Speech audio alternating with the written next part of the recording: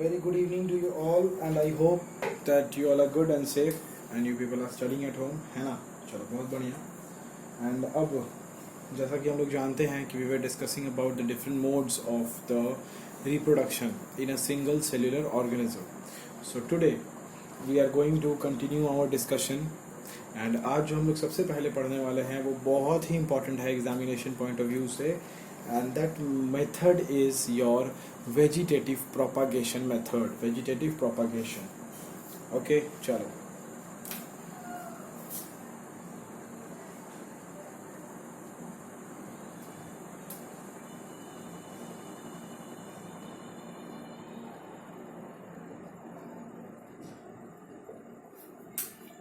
अब सबसे पहला सवाल ये है कि what is the meaning of vegetative propagation. Sir ये चीज़ क्या है?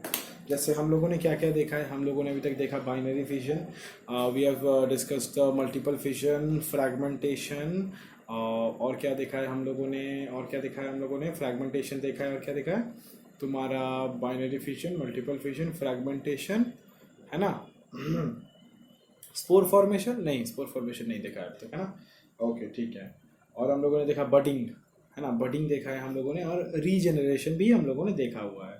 अब हमारे पास जो नेक्स्ट मेथड है by which the single celled organisms जो है वो रिप्रोड्यूस करते हैं, है ना, या फिर एक्चुअली ये जो हमारा वेजिटेटिव प्रोपगेशन है इसको मेनली अगर बोला जाए तो ये हमारे सिंगल सेल ऑर्गेनिज्म के लिए नहीं होता है ना। अब सवाल ये है कि किसके लिए होता है, तब ये जानना ज़रूरी है। तो ये जो वेजिटेटिव प्रोपागेशन, ये जो मेथड है, इस मेथड से रिप्रोडक्शन कौन करता है? तो सबसे पहला पॉइंट जो तुम लोग को जानना चाहिए, अगर लिखना चाहते हो तो लिख लो, सुनना चाहते हो सुन लो, जो भी है करने का अपना अपने से करो तुम लोग। तो जो भी है तुम्हारा फर्स्ट पॉइंट ये है कि वेजिटेटिव प्रोपागेशन से रिप्रोडक्शन करता कौन है, एनिमल्स, प्लांट्स, कौन? तो ये सबसे बड़ा वाला क्वेश्चन है, क्योंकि इसके अंदर धीरे धीरे धीरे धीरे और अंदर हम लोग को जाना है। तो सबसे पहले जान लो कि वेजिटेटिव प्रोपगेशन से जो रिप्रोडक्शन करेगा वो होगा प्लांट्स, सबसे पहला। अच्छी बात है, अब प्लांट्स कर रहा है, ठीक है, अच्छी बात है सर। अब क्यों कर रहा है? प्लांट्स के पास तो अपना मेथड है ना, flower is the reproductive part of the plant, तो फ्लावर तो रिप्रोडक्शन करता है ना सर, तो फिर क्या जरूरत है इसको वेजिटेटिव प्रोपगेशन करने का? ये सवाल उठता कि नहीं उठता? बचपन में हम लोग पढ़े थे कि flower is the reproductive part, तो फ्लावर जो है वो प्लांट्स में रिप्रोडक्शन करवाता है। फ्लावर के होते हुए, नॉर्मल रिप्रोडक्शन के होते हुए, है ना, इसको जो है वो वेजिटेटिव प्रोपगेशन करने का क्या ज़रूरत है? ये है सवाल, दिस इज द क्वेश्चन। ये एक बहुत बड़ा सवाल है। तो ये हम लोग को जानना चाहिए कि ऐसे बहुत, है ना, ऐसे बहुत सारे प्लांट हैं जो तुम लोग बचपन में पढ़े हो कि many plants are there which can be grown by their leaves, मतलब बहुत सारे नए नए प्लांट्स जो है वो लीव्स से निकल जाते हैं, बहुत सारे नए नए प्लांट्स जो है वो स्टेम से निकलेंगे, बहुत सारे नए प्लांट्स रूट से भी निकलते हैं, बहुत सारे नए प्लांट्स हम लोगों के सीड से तो तुम लोग देखे ही हो निकलते हुए, रूट से भी निकलते हैं, स्टेम से भी निकलते हैं, लीव से भी निकलते हैं। तो बहुत सारे प्लांट्स होते हैं जो कि different different parts of the plant से जो है वो न्यू प्लांट्स का रिप्रोडक्शन होता है। ये बहुत ही बचपन वाला कहानी है जो हम लोग 5, 6, 7 में पढ़ते थे कि स्टेम से भी नया नया प्लांट्स इमर्ज हो सकता है। कुछ प्लांट्स ऐसे होते हैं जैसे कि रोज़ का अगर तुम स्टेम लगा देते हो तो स्टेम से जो है वो एक न्यू प्लांट बन जाता है। उसके बाद कुछ प्लांट्स ऐसे हैं जिसका रूट्स तुम लगा दो तो रूट से नया प्लांट बनेगा। तो कहने का मतलब है कि ज़रूरी नहीं कि हमेशा सीड से ही बने या फिर फ्लावर से ही नया प्लांट बनता है ना। तो ये एक बात है हम लोग को जानना चाहिए। अपार्ट फ्रॉम दैट देखो, अब ये हम लोग को क्या जानना चाहिए, है ना। तो अब इसके साथ हम लोग को ये जानना चाहिए कि एक और भी रीज़न है एक्चुअली वेजिटेटिव प्रोपगेशन का, सिर्फ यही रीज़न नहीं, दूसरा रीज़न है कि मेनली रूट से निकलता है, अच्छी बात है सर, शूट से निकलता है, अच्छी बात है सर, प्लांट्स लीव से निकलता है, अच्छी बात है, लेकिन सवाल ये है कि लीव से निकल रहा था तो निकालना चाहिए था ना सर, फिर यहाँ आने का क्या जरूरत है? रूट से निकल रहा था तो रूट से रिप्रोडक्शन हो रहा था तो होना था ना, फिर यहाँ आने का क्या? वेजिटेटिव प्रोपगेशन में क्या था, क्या है आने का जरूरत फिर? तो कभी कभी, most of the times actually, not कभी कभी, मोस्ट ऑफ द टाइम ऐसा होता है कि बहुत सारे प्लांट्स ऐसे हैं, बहुत, जैसे तुम लोग ह्यूमंस में जानते हो इनफर्टिलिटी बोल के एक चीज़ होता है ह्यूमंस में, है ना। मेल इनफर्टिलिटी, इसको तुम लोग गूगल कर सकते हो, मीन्स इस चीज़ को बेहतर समझने के लिए कि what is male infertility, what is female infertility. ये हम लोग जब आगे पढ़ेंगे तो इस चीज़ को हम रिलेट करके पढ़ाएंगे, भले ही आउट ऑफ सिलेबस होगा ये सब चीज़, लेकिन फिर भी मैं रिलेट करके पढ़ा सकता हूँ तुमको। तो मेल इनफर्टिलिटी, फीमेल इनफर्टिलिटी क्या है कि मीन्स जैसे बहुत सारे मेल्स का पास ये कैपेसिटी ख़त्म हो जाता है कि वो लोग एक नए ऑर्गेनिज्म को जो है ना वो प्रोड्यूस कर सकते हैं। ये कैपेसिटी जो उनका स्पर्म्स होता है, मेल का जो स्पर्म्स होता है, फीमेल का जो एग्स है, तो कभी कभी फीमेल का जो एग्स होता है उसका ये कैपेसिटी ख़त्म हो जाता है, वो इस कैपेसिटी को लॉस्ट कर देता है कि वो एक नए बेबी को न्यूट्रिशन दे सके, एक एम्ब्रियो को, एक जाइगोट को न्यूट्रिशन दे सके, और उसको वो जाइगोट फिर एम्ब्रियो बनेगा, पता है ना, वो एम्ब्रियो फिर फीटस बनेगा, वो फीटस फिर एक बेबी बनेगा। तो ये एबिलिटी ख़त्म हो जाता है, तो उस केस में क्या होता है कि वो इनफर्टाइल हो जाती है। वो जो कपल होते हैं उसको हम लोग इनफर्टाइल कपल बोलते हैं कि नहीं, इन लोगों के पास ये दोनों को मिला के कि इन लोगों के पास ये कैपेसिटी नहीं है, आइदर मेल के पास और फीमेल के पास, कि ये लोग एक नए बेबी को जो है वो डेवलप कर सके, प्रोड्यूस कर सकते। उस केस में उन लोग कहाँ जाता है, उस केस में उन लोग करवाता है क्या, IVF, इन विट्रो फर्टिलाइजेशन। इसका तुम लोग सुने हो, बचपन में सुने हो, 7, 8, 9 में सुने हो।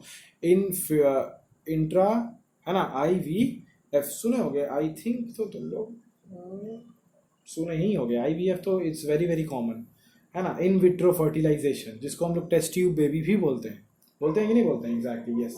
तो वो वाला चीज़ है। तो उसी तरीके से बहुत सारे प्लांट्स भी ऐसे होते हैं जिन्होंने the plants which have lost the capacity to reproduce through their seeds or either by their roots or either by their leaves, तो who have lost the capacity to reproduce। तो उस केस में उन प्लांट्स को, अगर मुझे और भी उस तरीके के प्लांट्स को बनाना है, उस स्पीशीज़ को मुझे जिंदा रखना है ना, तो मैं उस वक्त जो है वो वेजिटेटिव प्रोपगेशन का यूज़ करूँगा। बहुत ही अच्छे से समझ में आ गया होगा ऐसा मुझे लगता है। ओके, बढ़िया बात है, ठीक है ना। ओके, अच्छी बात है।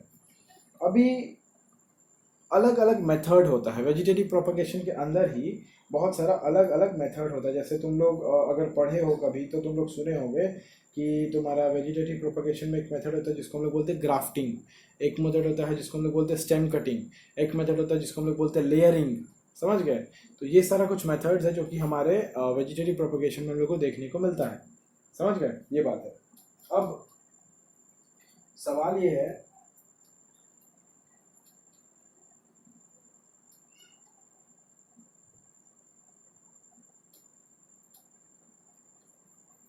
हाँ, अब द क्वेश्चन इज कि इसको हम लोग को जानना पड़ेगा सर, ऐसे तो नहीं होगा, है ना। इसको हम लोग को क्या है, थोड़ा सा इसके बारे में हम लोग को जो है वो डिस्कशन करना जो है वो पड़ेगा। बिना डिस्कशन किए हुए तो काम नहीं चलेगा, हम लोग को डिस्कशन करना पड़ेगा।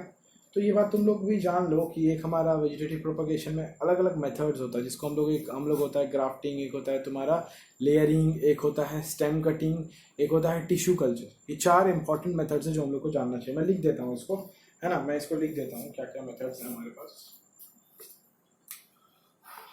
Grafting, layering, stem cutting and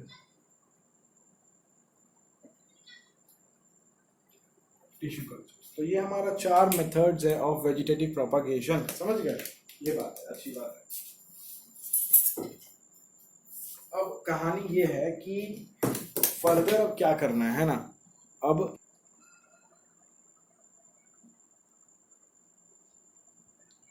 तो अब हम लोग आगे क्या करना है, हम लोग को ये करना है कि हम लोग को सबसे पहले तो ये हम लोग जानते हैं, जहाँ तक मुझे पता है मैंने सभी को पढ़ाया हुआ है, मीन्स मेरे जो भी बच्चे होते हैं छोटे बच्चे, तो मैं उनको पढ़ाता हूँ। उम्मीद करता हूँ कि तुम लोग भी पढ़े होगे, तुम भी पढ़ी होगी।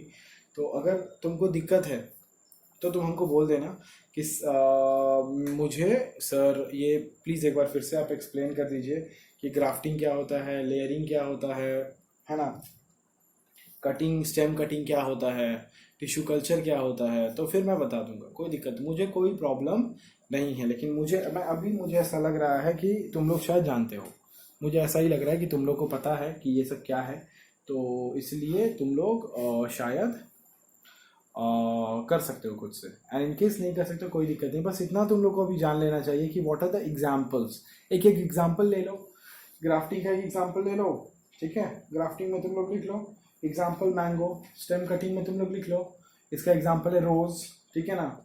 लेयरिंग में तुम लोग लिख लो इसका लेयरिंग का एग्जाम्पल होता है जैस्मिन, ठीक है ना। अच्छा, अब है टिश्यू कल्चर। टिश्यू कल्चर एक क्या चीज़, मीन्स टिश्यू कल्चर है क्या, इसको मैं थोड़ा सा तुमको समझा देता हूँ। तो तुम लोग पहले इस चीज़ को लिख लो एंड मैं उसके बाद तुमको इसको समझा देता हूँ, ठीक है ना। तो लिखो टिश्यू कल्चर में, है ना, द फोर्थ वाले पॉइंट में तुम लोग लिखो, टिश्यू कल्चर में लिखो तुम लोग कि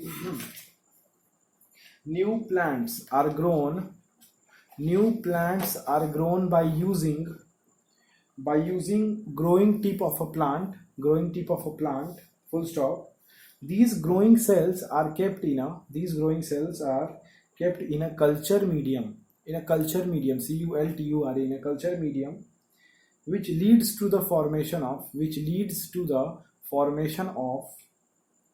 callus, callus का हिंदी होता है थाला। थाला मीन्स द स्मॉल पार्ट, जब वो एक छोटा सा प्लांट जैसा ही छोटा सा निकलता है तो उसको हम लोग कैलस बोलते हैं। एकदम बेबी प्लांट निकला है अभी तो उसको हम लोग कैलस बोलते हैं, ठीक है। ओके, उसके बाद क्या है कि कैलस इज देन, उसके बाद फुल स्टॉप, उसके बाद लिखो कि callus is then transferred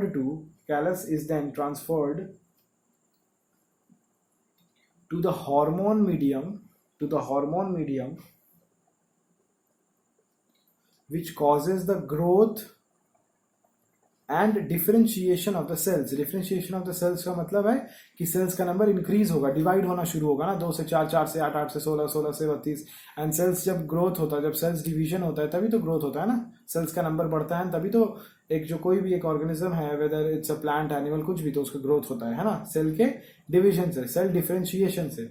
division differentiation एक ही है, तुम लोग अपने हिसाब से यूज कर सकते हो, ठीक है।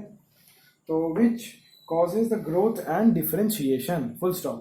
एग्जाम्पल में लिख लो, एग्जाम्पल में हमारे जितने भी ऑर्नामेंटल प्लांट्स होते हैं जिसको हम लोग साज सजावट वगैरह के लिए जहाँ पे यूज करते हैं, जैसे बुके वगैरह जो होता है फ्लावर का, या फिर ऑर्किड एक फूल है, तो उस सब में हम लोग इसका बहुत ज़्यादा यूज जो है वो ऑर्नामेंटल फ्लावर्स में इसका, इस टेक्निक को जो हम लोग करते हैं बहुत ज़्यादा यूज, ऑर्नामेंटल फ्लावर्स को ग्रो करवाने में इस टिश्यू कल्चर का यूज हम लोग बहुत ही ज़्यादा करते हैं। ये एक बहुत इंपॉर्टेंट बात है कि ये हम लोग करते हैं, तो ये हम लोग को जानना भी चाहिए। ओके, अपार्ट फ्रॉम दैट अगर मैं तुम लोग को बताना चाहूँ कि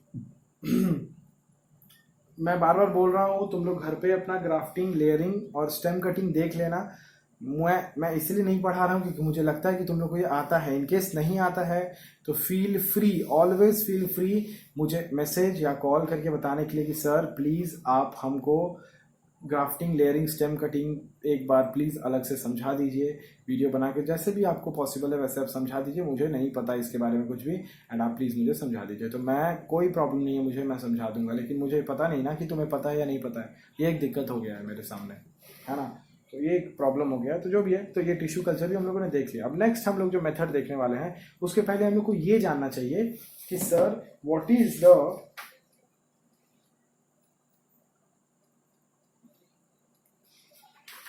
the benefits of tissue culture. Tissue culture का बेनिफिट्स क्या होता है, ये इंपॉर्टेंट है, लिख लो। बेनिफिट्स ऑफ टिश्यू कल्चर लिख लो।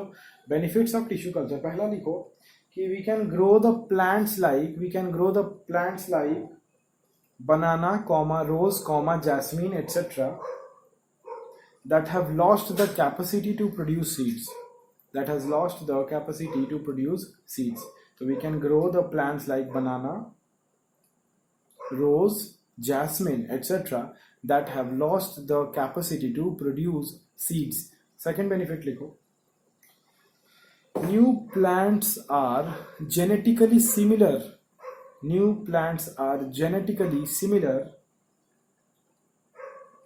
to parents. मीन्स जो नया प्लांट्स बनेगा भी वो पूरी सिमिलर होगा अपने पेरेंट्स के हिसाब से, उसमें कोई चेंजेस हमको नहीं दिखता। ये एक बहुत अच्छी बात है, इज इट सो? तो ये एक कहानी है। अब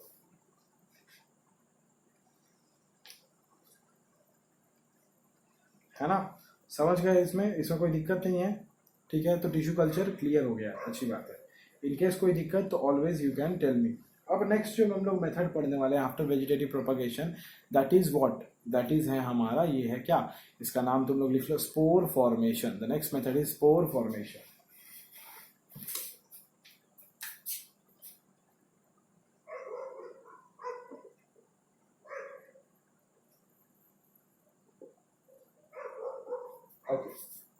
अभी द क्वेश्चन इज कि सर व्हाट इज दिस।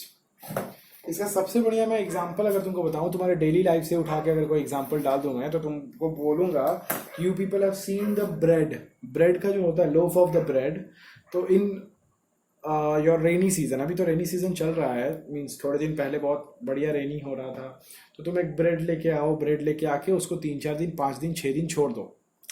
छोड़ने के बाद तुम देखोगे कि वो जो ब्रेड का मेरा स्लाइस है वो धीरे धीरे ब्राउनिश होते जा रहा है, ब्राउन कलर में चेंज हो रहा है। तो वो जो वाइट कलर का जो भी मेरा था ब्रेड था वो ब्राउन हो रहा है। क्यों हो रहा है भाई? थोड़े दिन और छोड़ दोगे तो थोड़ा और ब्राउन, एंड 12-25-30 दिन छोड़ दिए अगर 1 महीना के आसपास, तो पूरा ब्रेड ही ब्राउन हो जाएगा, मतलब वो वाइट ब्रेड जो है वो पूरा ब्राउन ब्रेड बन जाएगा, है ना। लेकिन वो ऐसा ब्राउन ब्रेड बनेगा जिसे तुम खा नहीं सकते हो, है ना।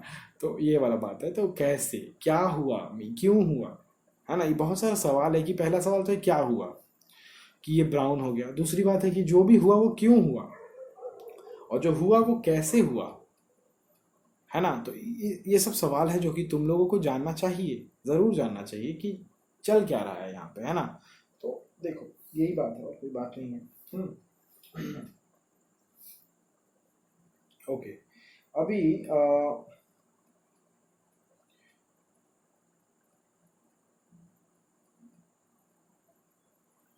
तुम लोगों को जो मैं समझा रहा हूँ वो एक सिंपल से एग्जाम्पल ले लेता हूँ, that is the example of a Rhizopus, example of a Rhizopus which is known as a bread mould, है ना। ब्रेड में जो रहता है जो बैक्टीरिया, उसका नाम होता है राइजोपस। एग्जाम्पल है ब्रेड मोल्ड,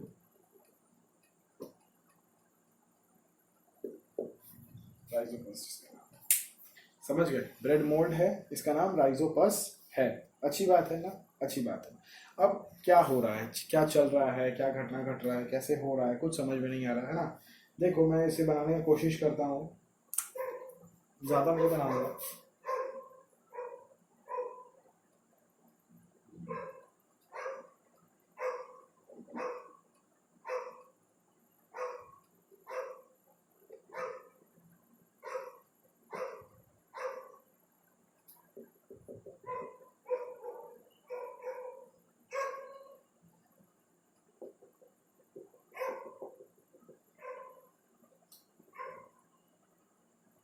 यहाँ पे बहुत सारा तुम स्पोर्ट्स देख पा रहे हो। मैं एक्चुअली एक राइजोपस बनाने की कोशिश किया हूँ जो तुम्हारे बुक में दिया भी हुआ है, तो वहाँ से मैच कर लो। मेरे वाले से उतना मैच नहीं हो पाएगा, मे भी मेरा ड्राइंग में थोड़ा सा हाथ तंग रहता है हमेशा, ठीक है ना। तो तुम लोग अपने बुक से मैच कर लेना जहाँ पे भी तुम्हारा बुक हो। तो देखो जो मेन चीज़ मैं दिखाना चाहता हूँ यहाँ पे, तुम देखो ये हमारा एक राइजोपस है। Rhizopus means a bread mould.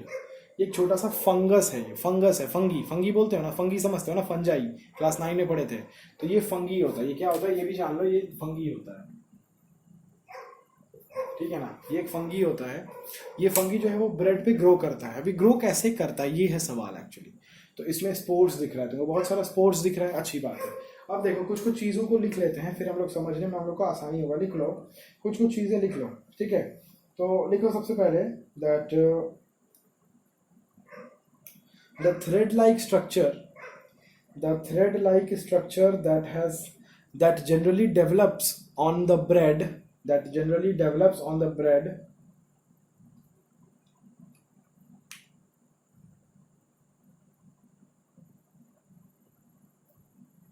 are the hyphae of the bread mold। अब ये हाइफे किसको बोल रहा है ये जानना है। तो व्हाट इज हाइफे, हाइफे किसको बोल रहा है, इसको बोल रहा है जो लंबा लंबा जो इसका है ना स्टेम जैसा निकला हुआ है, this is hyphae, this is hyphae,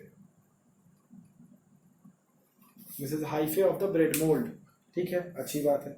next लिख लो तुम लोग दैट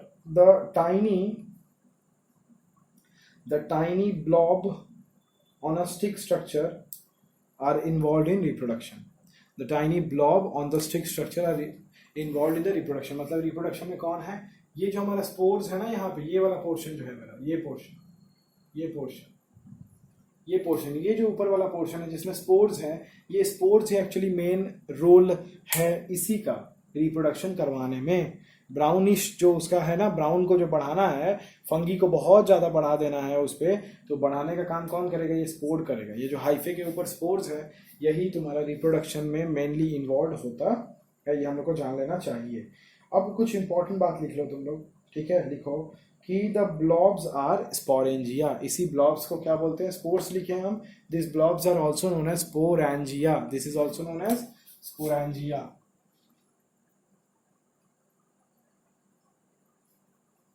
लिखो कि these blobs are known as sporangia, which contain cells और स्पोर्स। सेल और स्पोर, कुछ भी बोलो, सेल्स बोलो और स्पोर्स बोलो, सेल्स और spores, comma, that can eventually develop into the new rhizopus, that can eventually develop into a new rhizopus individual, a new rhizopus individual, full stop। समझ गए? The spores are covered by thick walls, the spores are covered by thick walls that protect them until they come into contact with another moist surface, they come into contact with another moist surface means moisturised surface, जहाँ पे water ज़्यादा है, water content ज़्यादा मिलेगा। Rainy season में मेरा water content बहुत ज़्यादा होता है ना, सब जगह पे, सब चीज़ों में मॉइस्चर बहुत ज़्यादा रहता है। एंड इसके वजह से तुम लोग देखना रेनी सीजन में सामान बहुत जल्दी ख़राब होता है। कोई भी सामान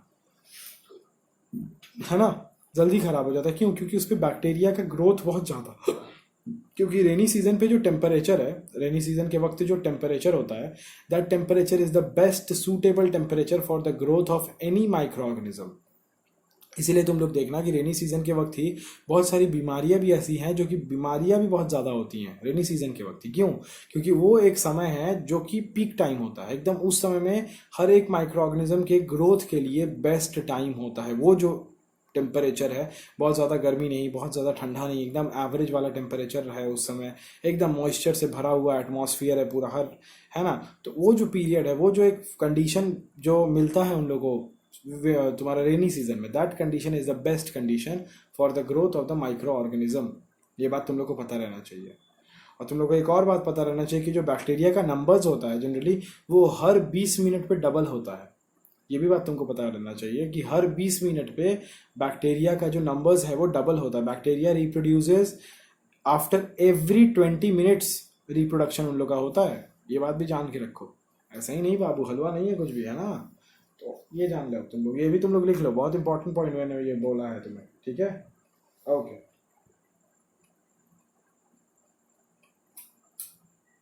समझ गए ना? तो ये सारा बात हमको समझना है कि क्या है कि ये मेरा क्या है, this is a Rhizopus. Rhizopus का ये जो रॉड लाइक स्ट्रक्चर है, इसको हम लोग बोलते हैं hyphae.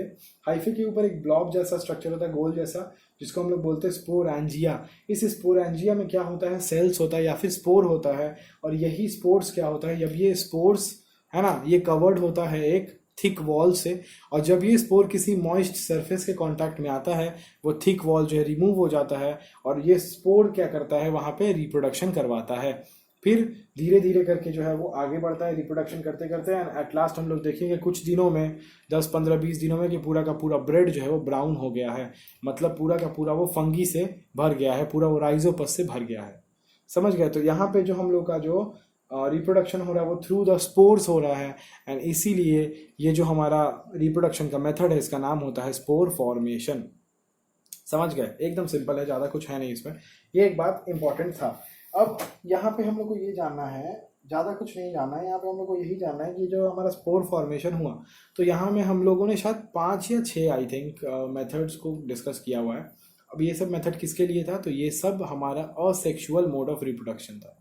These all were the different types या फिर different mode of reproductions and they were under the asexual mode of reproduction. इसमें कहीं भी तुम लोग नहीं देखे सेक्सुअल रिप्रोडक्शन के बारे में, कहीं भी देखे, कहीं भी मेल फीमेल ऐसा कुछ पढ़े? कहीं नहीं पढ़े। दोनों का इन्वॉल्वमेंट पढ़े? कुछ नहीं पढ़े। तो हम पहले ही बताए थे कि असेक्सुअल मीन्स कोई भी एक पेरेंट रहेगा, कोई फर्क नहीं पड़ता, किसी के भी होने से चल जाता है ना। सेक्सुअल में होगा क्या, मेल फीमेल दोनों चाहिए। वो भी मैंने तुम्हें बताया था किस तरीके से क्या होता है, डीएनए किस तरीके से 2 डीएनए बनता है, वहाँ से एक डीएनए सेलेक्ट होता है, एक डीएनए निकल जाता है, एंड कैसे कैसे फर्दर कुछ कुछ मैंने बताया हुआ है ना। तो यहाँ तक हम लोगों ने जो पढ़ा ये पूरा हमारा था क्या, ये हमारा पूरा था असेक्सुअल मोड ऑफ रिप्रोडक्शन हम लोगों ने पढ़ा यहाँ पे। और हम लोग इसमें कुछ सिंगल सेल ऑर्गेनिजम्स के बारे में भी देखें, हम लोगों ने प्लांट्स के बारे में भी देखा है, एंड यहाँ पे हमारा असेक्सुअल मोड ऑफ रिप्रोडक्शन खत्म हो गया है। अब जो है हम लोग नेक्स्ट जो अब हम लोग शुरू करने वाले हैं वो हम लोग शुरू करने वाले हैं सेक्सुअल मोड ऑफ रिप्रोडक्शन के बारे में, कि जो हमारा रिप्रोडक्शन करने का जो एक सेकेंड वे होता है। एक तो वे हम लोगों ने पढ़ लिया, the first method is the asexual mode, the second method is the sexual mode of reproduction, and that is what we will be discussing in our next class, in the next video। ठीक है, तो be ready for that. हो सके तो पहले से पढ़ लेना, है ना, एंड उसके बाद फिर वीडियो देखना, अच्छे से नोट्स बनाना, बहुत इंपॉर्टेंट रहेगा ये पूरा चैप्टर तुम लोग के लिए। And asexual mode of reproduction में 2-3 टॉपिक जो कि बहुत इंपॉर्टेंट है बता देता हूँ। एक तुम्हारा स्पोर फॉर्मेशन, दूसरा वेजिटेटिव प्रोपगेशन, तीसरा जो है वो फिजन, नॉट फिजन, हाँ फिजन, बट बाइनरी फिजन। ये 3 जो टॉपिक्स हैं ये तुम्हारे वेरी इंपॉर्टेंट टॉपिक्स होंगे साइंस के लिए असेक्सुअल में। अब जब सेक्सुअल पढ़ेंगे तब हम लोग फिर उसमें देखेंगे। And that's all for today, and हम लोग फिर नेक्स्ट वीडियो में अपना सेक्सुअल मोड ऑफ रिप्रोडक्शन को कवर करेंगे। ओके, तो टेक केयर, पढ़ते रहो एंड सिंसियरली अपना काम करते रहो। ठीक है, चलो bye, have a good day.